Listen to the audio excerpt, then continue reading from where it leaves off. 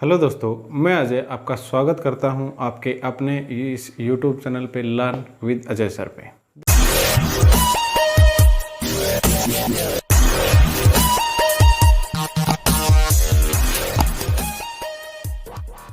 देखिए, हम पिछली क्लास में कैलेंडर पढ़ रहे थे। कैलेंडर का बेसिक चीज़ें जो भी थी वो हमने सीखी समझी। एक नॉर्मल ईयर होता है, ऑर्डिनरी ईयर, और एक लीप ईयर होता है। सेंचुरी कितने टाइप की होती हैं, ईयर को 4 से भाग करते हैं और सेंचुरी को 400 से भाग करते हैं। ओड डे क्या होते हैं, कितने सप्ताह होते हैं, ये सारी बातें हमने सीख ली थी। अब हम आगे बढ़ते हैं। जो मैंने पिछली क्लास में 4 क्वेश्चंस बताए थे आपको करने के लिए, 4 या 5 जितने भी थे, वो बच्चों के आंसर आए, सही भी थे गलत भी थे। तो आइए उनको सीखते हैं पहले, फिर आगे बढ़ेंगे। पिछली वीडियो में जो मैंने 5 क्वेश्चन दिए थे आपको, पहले उनका सॉल्यूशन। सबसे पहला जो क्वेश्चन था, सबसे पहला क्वेश्चन ये था आपके सामने कि 400 वर्षों में कितने लीप वर्ष होते हैं या आते हैं। ठीक है, तो ये मैंने आपको करवा दिया था कि 400 वर्षों में हमेशा कितने लीप ईयर आएंगे, 97 लीप ईयर आएंगे। ठीक है, लीप ईयर आएंगे। ये चीज़ मैंने आपको बता दी थी, समझा दिया था। दूसरा क्वेश्चन मैंने ये दिया था आप लोगों को कि 400 वर्षों में कितनी बार 29 फरवरी आएगी, 29 फरवरी आएगी। ये बड़ा क्वेश्चन था। तो आपको ये समझना है, ये क्वेश्चन और ये क्वेश्चन सेम है। एक लीप वर्ष और एक 29 फरवरी, क्योंकि 29 फरवरी एक लीप वर्ष में ही आती है। साधारण वर्ष में कभी भी 29 तारीख नहीं आती, 28 दिन की फरवरी होती है। तो एक लीप वर्ष और 29 फरवरी ये एक ही बातें हैं। तो इसका भी आंसर क्या होगा आपका 97, क्योंकि 29 फरवरी तभी आएगी जब लीप वर्ष आएगा, और लीप वर्ष तभी आएगा जब 29 फरवरी आएगी। तो ये दोनों एक ही क्वेश्चन थे। बात आती है अब, चौथा क्वेश्चन ये था कि 400 वर्षों में 29 तारीख कितनी बार आती है। ये क्वेश्चन आपसे पूछा गया है, कितनी बार आती है 29 तारीख। तो इस क्वेश्चन को हम समझेंगे। ऊपर के 2 मैं रफ कर देता हूं।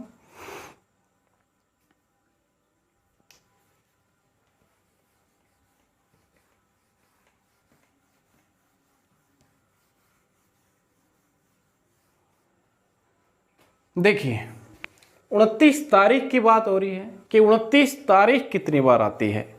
तो आप इस चीज को समझिए पहले तो कि 29 तारीख की बात कर रहा है, 29 फरवरी की बात नहीं कर रहा। और 29 तारीख जनवरी में भी आती है। भाई 31 दिन का महीना होता है तो 29 तारीख आएगी। फरवरी में कभी आ जाती है, कभी नहीं आती। फिर मार्च में आती है, अप्रैल में भी आती है, मई जून कभी भी लगा लो 29 तारीख आती है। इसका मतलब आप ये समझे कि एक साल में, सबसे पहले एक साल का समझे कि एक साल में 29 तारीख कितनी बार आती ही आती है कंफर्म। एक साल में कितनी बार 29 तारीख आएगी। तो आपका आंसर होना चाहिए सर 11 बार। 11 बार तो 29 तारीख आएगी। एक साल में, एक वर्ष में, जो आपका एक वर्ष है जिसमें कितने महीने होते हैं 12, तो 12 महीने में से 11 महीनों में तो 29 तारीख आएगी, उसमें तो कोई डाउट है नहीं। तो एक साल में कितनी बार आएगी, 29 बार तो वो 11 बार तो आएगी, उसमें तो कोई डाउट नहीं है। डाउट किसमें है, फरवरी में है। कभी 29 तारीख आ जाती है, कभी 28 तारीख आ जाती है। तो आप सबसे पहले कंफर्म ले लें कि कंफर्म कितनी बार आएगी। तो एक वर्ष में 11 बार 29 तारीख आती है। तो आप मुझे बताओ कि 400 वर्षों में कितनी बार 29 तारीख आएगी। तो हम किसकी गुणा कर देंगे, 400 की और 11 की गुणा करेंगे तो कितना आएगा, 4400 बार। 4400 बार तो 29 तारीख आएगी, उसमें तो कोई डाउट है नहीं। अब हम बात करते हैं कि कभी 29 तारीख आ जाती है फरवरी में और कभी नहीं आती। अब आप ये सोचें कि 29 तारीख फरवरी में कब आती है। मतलब लीप वर्ष में आती है। अब लीप वर्ष की बात करें तो 400 वर्षों में लीप वर्ष या फिर 29 तारीख कितनी बार आती है। आपका पहला ही क्वेश्चन था कि कितनी बार आता है 400 सालों में, 29 तारीख बोलूं या 29 फरवरी बोलूं एक ही बात है। तो आपका आंसर होना चाहिए 97। तो इसका आंसर आ जाएगा 4497 बार 29 तारीख आएगी कितने सालों में, 400 सालों में। ये क्वेश्चन समझ पाए। आपका क्वेश्चन ये था कि 400 वर्षों में 29 तारीख कितनी बार आएगी। तो आप सबसे पहले कंफर्म कर लो कि एक साल में कितनी बार कंफर्म आएगी 29 तारीख 11 बार आएगी। तो 400 वर्षों में कितनी बार आएगी कंफर्म, 4400 बार तो कंफर्म आएगी ही आएगी। अब बात करें 400 सालों में 29 फरवरी की, क्योंकि फरवरी पे तो डाउट था, कभी आ जाती है कभी नहीं आती। तो 400 सालों में 29 फरवरी कितनी बार आएगी, आप सभी ने सीखा था कि 97 बार आएगी। तो इसका आंसर क्या हो जाएगा 4497। आपका जो अगला क्वेश्चन था, आपका अगला क्वेश्चन ये था कि आप मुझे बताओ कि 4 से और 400 से जब भी हम किसी ईयर की बात करें तो लीप ईयर को फाइंड करने के लिए कि लीप ईयर है कि ये सिंपल ईयर है, किससे भाग करते हैं 4 से। और सेंचुरी को किससे भाग करते हैं हम, सेंचुरी को हम भाग करते हैं किससे, 400 से। और मेरा क्वेश्चन ये था आपसे कि हम यहाँ पे 4 से ही भाग क्यों करें और यहाँ पे 400 से ही भाग क्यों करें।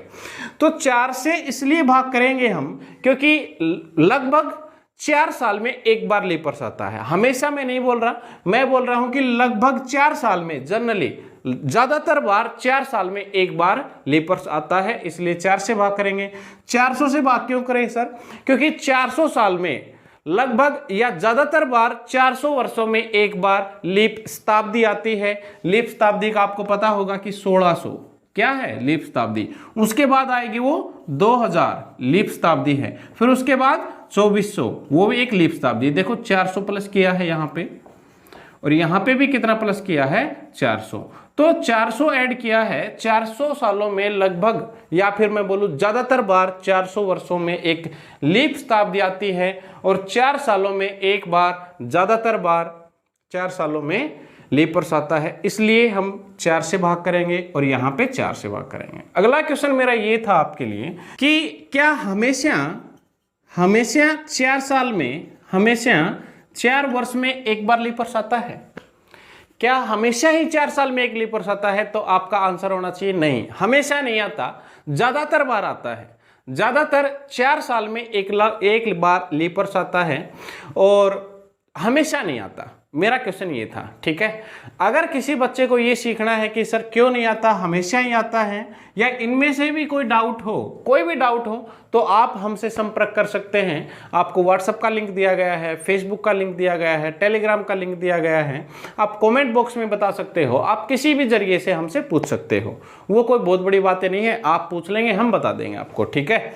लेकिन अब आप केवल ये समझें कि हमेशा 4 साल में एक बार लीप वर्ष नहीं आता है, ज्यादातर बार 4 साल में आता है, इसलिए हम 4 मान लेते हैं, 4 से भाग कर लेते हैं, ये सारी चीजें। चलो आगे बढ़ते हैं, ये तो थे कल के क्वेश्चन। आगे बढ़ते हैं, हमारी पहली टाइप है, देखिए आपसे किस तरीके से एग्जाम में क्वेश्चन पूछा जाएगा। देखिए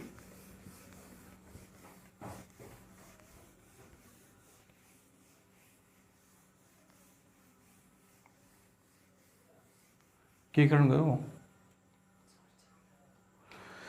देखिए आपसे पहली टाइप है, आपसे जो क्वेश्चन पूछे जा सकते हैं वो देखिए। सबसे पहली टाइप आपसे ये पूछ लेगा कि यदि 16 जून 2006 को, मैं क्वेश्चन बोल देता हूं, शॉर्ट में लिख भी देता हूं, आप पूरा लिख सकते हो, मैं पूरा क्वेश्चन बोलूंगा कि यदि 16 जून 2006 को संडे था, संडे मतलब रविवार, मैं लिख देता हूं यहां पे रविवार। यदि 16 जून 2006 को रविवार था तो आप मुझे बताएं 16 जून 2010 को क्या वार रहेगा। सबसे पहली टाइप, सबसे आसान सा क्वेश्चन है और आपसे ऐसे क्वेश्चन पूछे भी गए हैं, कभी 1 साल का डिफरेंस दे देता है, कभी कितने साल का दे देता है, ऐसे क्वेश्चन आपसे पूछे गए हैं। तो यहाँ पे आप कमेंट बॉक्स में इसका आंसर दें। सबसे पहला क्वेश्चन है आपके लिए कि यदि 16 जून 2006 को संडे था तो आप मुझे बताएं 16 जून 2010 को कि क्या वार रहेगा? 16 जून 2010 को क्या वार रहेगा? देखिए अभी हम सोल्व करते हैं, आप आंसर निकालें अपनी नोटबुक में, और नोटबुक में निकालने के बाद आप अपना कमेंट बॉक्स में आंसर दें और फिर आप आंसर मैच करें। मैं सोल्व करवा देता हूं इसको। आप यहां पे देखोगे तो ये है आपके लिए डेट जो क्वेश्चन में दी गई है, डेट, ये है आपके पास मंथ, और ये है आपके पास ईयर। बात समझ पा रहे हो? इतना तो सभी को पता ही होगा, ये डेट है, ये मंथ है और ये ईयर है। देखिए अब यहां पे ध्यान से कि डेट और मंथ ये दोनों सेम है, ऊपर भी और नीचे भी। 16 जून यहाँ पे है, 16 जून यहाँ पे है, ईयर में डिफरेंस है।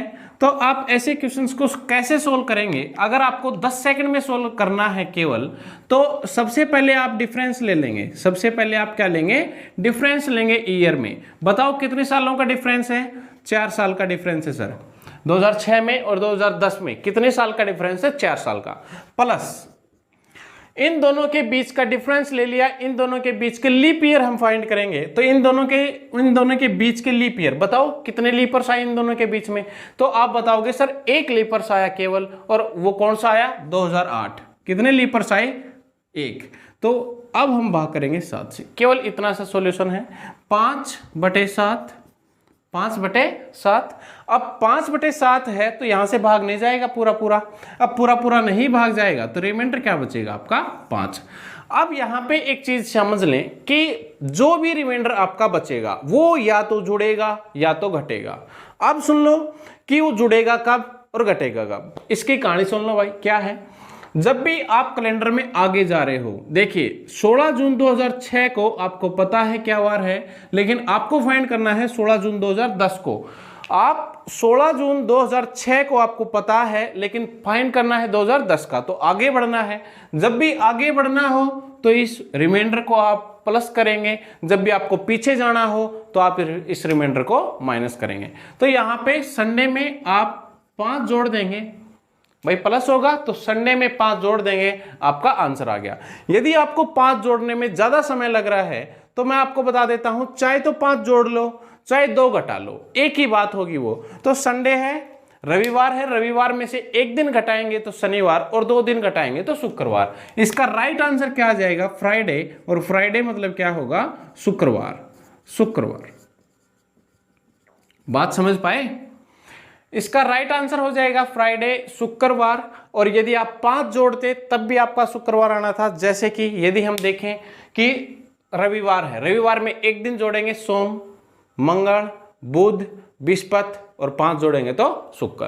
तो ऐसे आप करेंगे। केवल आपका सॉल्यूशन केवल इतना होना चाहिए। मैं रिपीट कर देता हूं, ये 4 कहां से आया? ये 4 आया इन दोनों का डिफरेंस। सालों में कितना डिफरेंस है? ईयर्स में 4 साल का डिफरेंस है। ये 1 कहां से आया सर? ये 1 आया इन दोनों के बीच के लीप ईयर। 2008 एक ही लीपर्स है, तो 1 इन दोनों को जोड़ के 7 से भाग करना है। 5/7, और 5/7 का रिमाइंडर क्या बचेगा? 5 ही बचेगा, क्योंकि 7 से भाग नहीं जाएगा, वो टूट जाएगा भाग। हम बोलते थे टूटे भाग की सिफर, टूट जाता है भाग, रिमाइंडर 5 ही बचेगा आपका। तो यहाँ पे आप 5 ऐड कर दिया। अब 5 ऐड कब करना है, मतलब रिमाइंडर ऐड कब करना है और रिमाइंडर कब माइनस करना है, ये भी मैंने आपको बता दिया। आप एक क्वेश्चन मुझे निकाल के दिखाओगे, निकाल के दिखाने के बाद मैं आगे बढ़ूंगा। देखिए आपके लिए एक क्वेश्चन मैं देता हूं,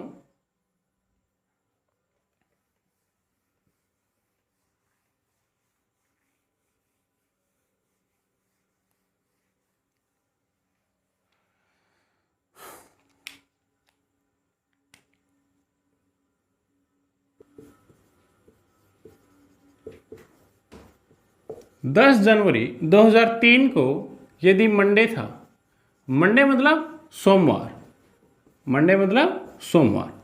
देखिए यदि 10 जून 2003 को, 10 जून नहीं सॉरी जनवरी है, 10 जनवरी 2003 को मंडे था, तो आप मुझे बताएं 10 जैन या जनवरी 2012 को क्या वार रहेगा? जल्दी से मुझे बताओ। आपके लिए क्वेश्चन सेकंड है, सेकंड क्वेश्चन का आंसर क्या रहेगा, आप मुझे जल्दी से बताओ कमेंट बॉक्स में। आप अपना अपना नोटबुक में निकालो और नोटबुक में निकालने के बाद आप कमेंट बॉक्स में बताओ। कमेंट बॉक्स में बताने के बाद आप आंसर मैच करेंगे कि क्या है इसका राइट आंसर। मैं सोल्व करवा देता हूं। यहाँ पे देखिए फिर से सेम क्वेश्चन है आपके पास, डेट और मंथ सेम है, डेट और मंथ सेम है, तो डिफरेंस क्या किन में है, ईयर में डिफरेंस है। जब आपका ईयर्स में डिफरेंस हो तो आप क्या करेंगे, सबसे पहले डिफरेंस लेंगे। किन का डिफरेंस लेंगे सर, ईयर्स का डिफरेंस लेंगे। तो डिफरेंस कितना आ जाएगा, 9। क्या आएगा, 12 और 3 का डिफरेंस कितना आया, 9। अब 9 का डिफरेंस आने के बाद आप इनमें देखोगे सर लीप ईयर कितने आए, तो लीप ईयर आया होगा 2003 और 2003 और 2012 के जो बीच के लीप ईयर हैं वो कितने आए होंगे। एक तो आया 2004 लीप वर्ष था, एक आया 2008 लीप वर्ष था। क्या 2012 को देखिए 2004 एक लीप वर्ष था, फिर इन्हीं के बीच आया 2008 एक लीप वर्ष था। क्या 2012 को आप काउंट करेंगे, क्या आप 2012 को काउंट करेंगे, तो देखिए 2004 काउंट करेंगे हम, बिल्कुल करेंगे सर। 2008 बिल्कुल काउंट करेंगे। क्या आप 2012 को as a leap year in this question, इस क्वेश्चन में 2012 को आप ऐड करोगे कि ये लीप वर्ष है, तो आप मुझे बताओ ऐड करोगे कि नहीं करोगे। हम यहाँ पे ऐड नहीं करेंगे सर, क्यों नहीं करेंगे, क्योंकि हम 10 जनवरी 2003 से हमने चलना स्टार्ट किया था आगे, फिर 10 जनवरी 2004 आया होगा, 5 आया होगा, 6 आया होगा, और ऐसे बढ़ते हुए हम 2012 तक आ गए। अब 2012 की जो फरवरी है, अब 2012 की जो फरवरी है क्या वो हमने काउंट की है, सर नहीं, हम तो 10 जनवरी पे रुक गए, आगे तो बढ़े ही नहीं, फरवरी में तो गए नहीं। जब आप फरवरी में नहीं गए हो, जब आपकी 2012 की फरवरी हमने इसमें काउंट नहीं की है, तो आप इसको एज ए लीप ईयर भी नहीं मानोगे। अगर किसी साल में उस साल की जो लीप ईयर है, मान लो ये 2012 है, और उसकी जो फरवरी है वो काउंट नहीं करते हो, तो उसको तब तक लीप वर्ष नहीं मानेंगे। जैसे कि यहाँ पे 2012 में आ गए, 10 जनवरी तक आ गए, लेकिन फरवरी काउंट नहीं की है यहाँ पे। अब फरवरी काउंट नहीं की है तो हम इसको नहीं लेंगे, तो ये हम नहीं लेंगे। बात समझ में आई। तो यहाँ पे 2 ही लीप ईयर काउंट करेंगे हम, 2, और भाग किससे करेंगे, 7 से। अब यहाँ पे आ जाएगा 11/7, और यहाँ पे रिमाइंडर क्या बचेगा आपका, 7 एकम 7, रिमाइंडर बचेगा 4। रिमाइंडर कितना बचेगा आपका, 4। अब रिमाइंडर बचता है 4, तो आपको पता है या तो रिमाइंडर जुड़ेगा या तो रिमाइंडर घटेगा। बताओ यहाँ पे क्या होगा। आपको पता है 2003 का कि मंडे था, आपको पता करना है 2012 का, तो आप क्या करेंगे सर, ऐड करेंगे, बिल्कुल ऐड करो। तो मंडे में 4 दिन ऐड करेंगे तो क्या आ जाएगा आपका, या तो 4 जोड़ लो या तो 3 घटा लो, एक ही बात रहेगी। तो सोमवार में 4 जोड़ेंगे, एक दिन जोड़ेंगे मंगल, बुध, बृहस्पति, शुक्र, क्या वार आ जाएगा इसका भी, शुक्रवार। बिल्कुल सही उत्तर क्या है इसका, फ्राइडे, या फिर आप बोलो शुक्रवार। समझ पा रहे हो कि नहीं आप लोग, मुझे बताओ कमेंट बॉक्स में। चलिए एक और क्वेश्चन मैं आपके लिए लिखता हूं, जिसमें फरवरी का हम खेल देखेंगे। फरवरी का क्या खेल है, देखिए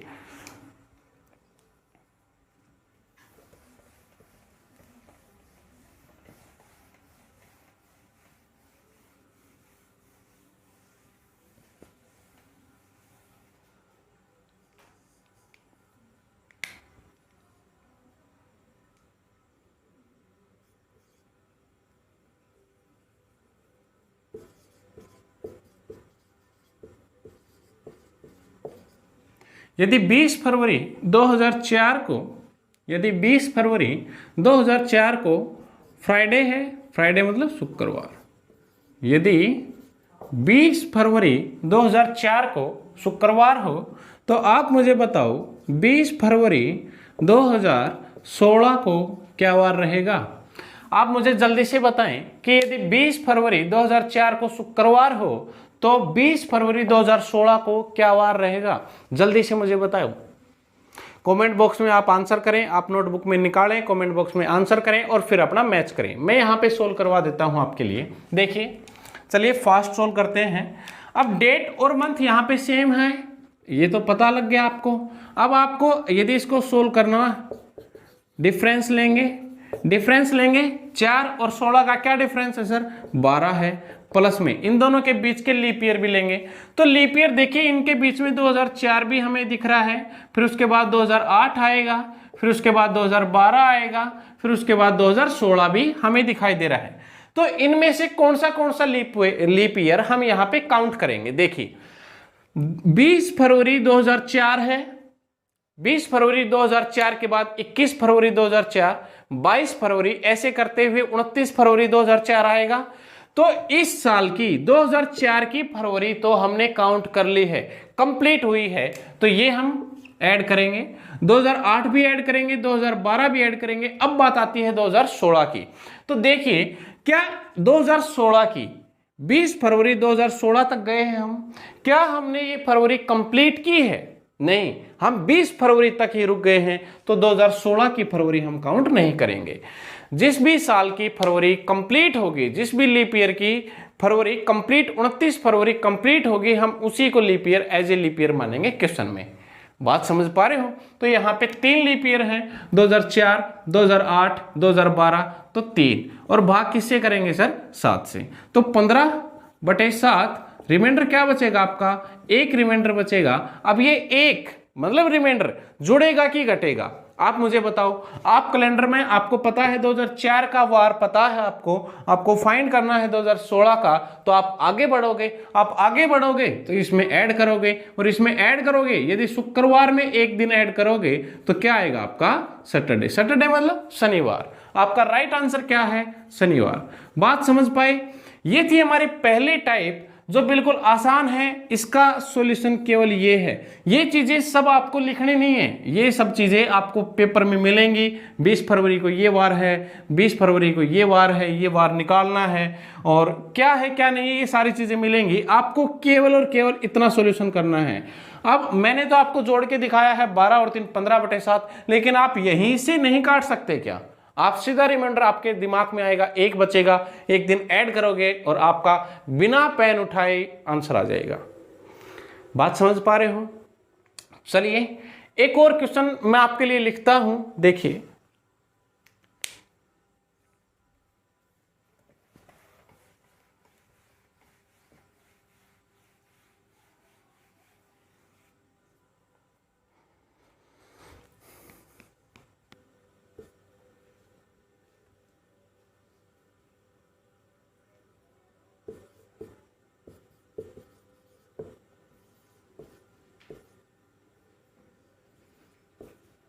यदि 7 फरवरी 2008 को ट्यूसडे था, मंगलवार मान लिया गया है, वास्तव में हो या ना हो उस बात से आपको कोई लेना देना नहीं होना चाहिए। उसने बोला है इफ मतलब यदि 7 फरवरी 2008 को ट्यूसडे मंगलवार था, तो आपको बताना है 7 फरवरी 2024 को क्या वार रहेगा। आपको ये क्वेश्चन बताना है, और ये क्वेश्चन है आपका होमवर्क। आपका क्या है? ये होमवर्क है। देखिए हमने आज टाइप फर्स्ट किया है, बिल्कुल आसान से क्वेश्चन थे। आपको केवल 5 से और 10 सेकंड के बीच में आपको आंसर निकालने का समय मिलेगा। केवल इतना ही समय लगता है ऐसे क्वेश्चंस को निकालने में। तो आज यहीं पे हम अपनी क्लास को रोक देते हैं, और ये क्वेश्चन आपके लिए जो आपको बोर्ड पे दिखाई दे रहा है, ये क्वेश्चन आपका होमवर्क है। आप सभी अभी जैसे वीडियो को आप कंप्लीट देखते हो, अभी नोटबुक उठाइए और आपका अपना क्वेश्चन का सॉल्यूशन करिए और हमारे कमेंट बॉक्स में कमेंट करिए। देखिए आज यहीं पे रोकते हैं। आपको यदि कोई समस्या है तो हमसे पूछ सकते हैं, और यदि आपको हमारे साथ पढ़ना अच्छा लगता है तो आप हमारे साथ जुड़े रहिए, हमारे चैनल को सब्सक्राइब करिए और लाइक करिए और शेयर करिए ज़्यादा से ज़्यादा।